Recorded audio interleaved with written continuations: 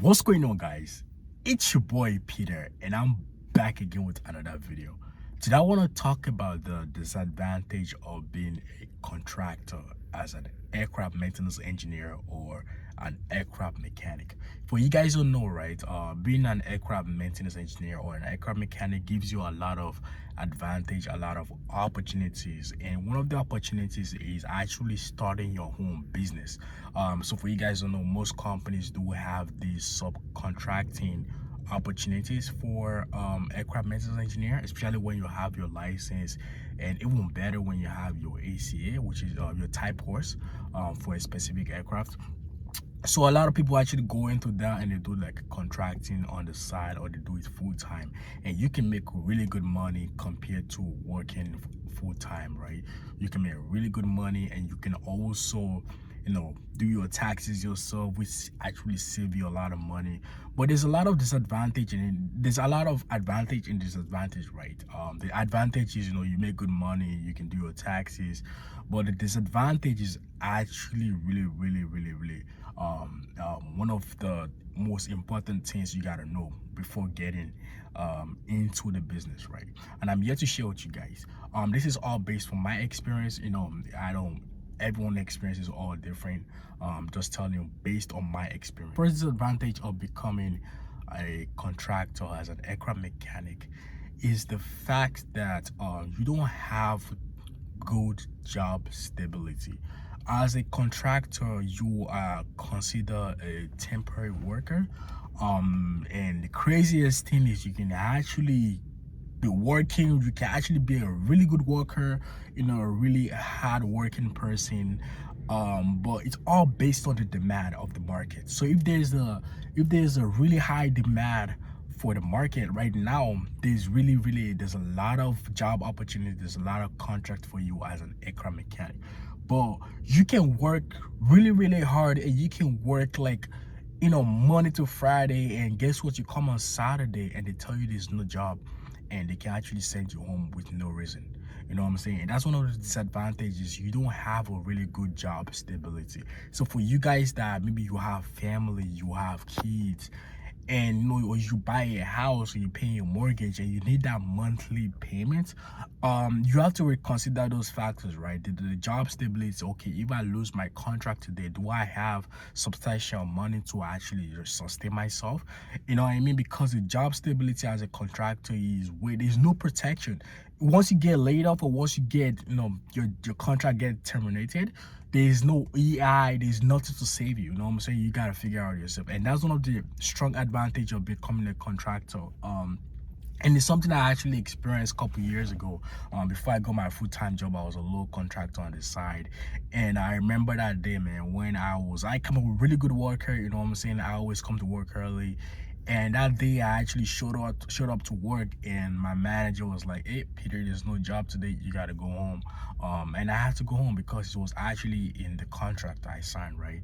You know what I'm saying? So the job stability as a contractor is really bad. So for you that is trying to get into that contracting side, is something you gotta prepare for. The second disadvantage is more for people that have family.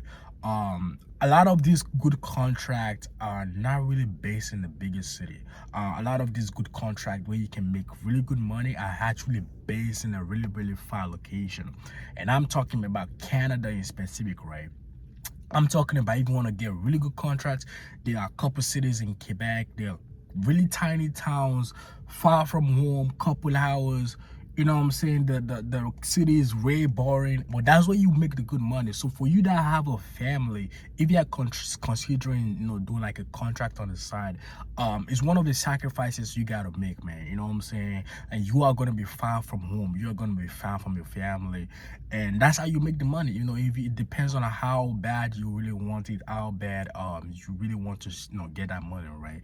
You are really gonna be far from home, and that is because those good contracts are not in this the big city. They're really far ahead. And but the good thing is, a lot of these contracts actually give you the opportunity to get a paid accommodation, or what's it called, transportation being paid off. You know what I'm saying? So you don't really have to worry about that one. But I'm just saying, like, for you that have kids, you have family, you're gonna be far from home. And I remember, I'll give you guys a story, right? One of my coworker actually, he told me this story whereby he used to work as a contractor back in Africa, Nigeria specifically. He was working in my country as a contractor, and he was telling me how crazy it was, how the crazy amount of money he was making. Like he was making, like, I think $13,000 USD a month. Accommodation paid for, transportation paid for. But guess what? It was Russian. So it was definitely, can you imagine the distance between Russia and Nigeria? Like, it was far from home. And he told me he had a kid on the way. He could not get the chance to see his kid growing up because he was chasing the money. You know what I'm saying? But, you know, that's one of the sacrifices you got to make, man. As a contractor, you're going to be far from home. It's gonna be really hard. You know, the job stability is really bad, and that's the in life you cannot have everything. You know, you cannot have the good, you cannot have the bad. You know, you gotta have a balance in it. You know what I'm saying? So the third disadvantage of becoming a contractor is the fact that you might be treated a little bit different from everyone. And this is just the realist. I'm just being real in this video. I want to give you guys the whole full information, so whenever you try to do this, right, you don't get any surprises. Being a contractor in a place, you're a temporary worker, like I said in my last part, right? And because of the amount of money you get paid, a lot of these companies have this really high expectation from you, that you are meant to perform really good because of the amount of money they're paying you, right?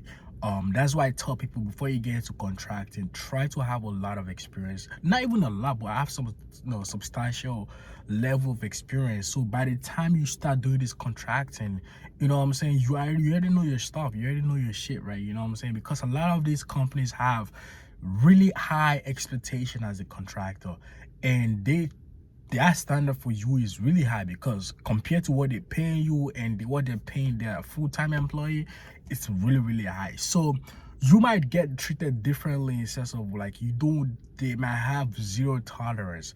So if you, let's say for example, as a full-time employee, let's say you screwed up installation, for example, right? Of course you get like a little backhand, you know what I'm saying, they will forgive you. But as a contractor, I'm talking about zero tolerance. Like zero tolerance. Every little fuck up, there's high chances of you getting fired immediately on the spot. You know what I'm saying? And that's why I tell people, before you get into all these contracts, yes, the money is good, but try to build up some experience. You know, try to build up some, you know, some experience, especially for that type of aircraft you're going for. Try to build up some experience, so you know you're more confident, you're more comfortable when you start working. And another way of you getting treated differently is like, there might be some type of jealousy between you and the full-time employee. And this is not for every company, every company has their own way, of their own mentality.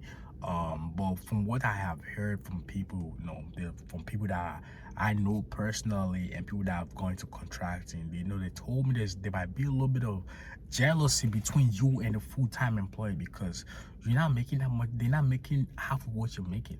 You know what I'm saying? As a contractor, you can make easily $65 an hour. You can make easily $55 an hour. But as a full-time employee, you can't make that. You know what I'm saying?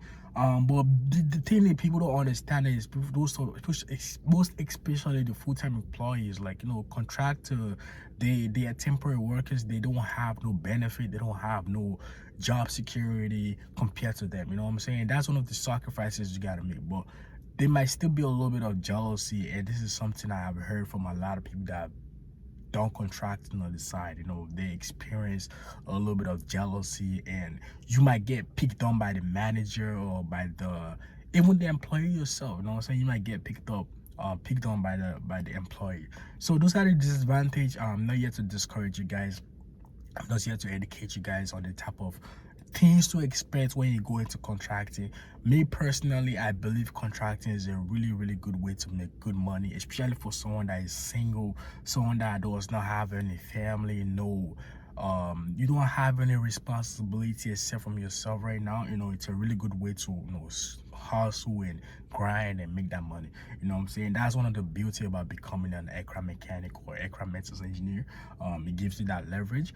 So yeah, those are the disadvantages. If you guys find this video helpful, you're going to be seeing a lot of these car videos because it was just way more easier for me. It's more comfortable to make videos like this, and please focus more on the information I'm sharing. Don't focus on the the whole. I'm gonna try to spice it up a little bit once in a while, make those one of those fancy video, but please focus more on the information because this is the best way I can actually be making videos.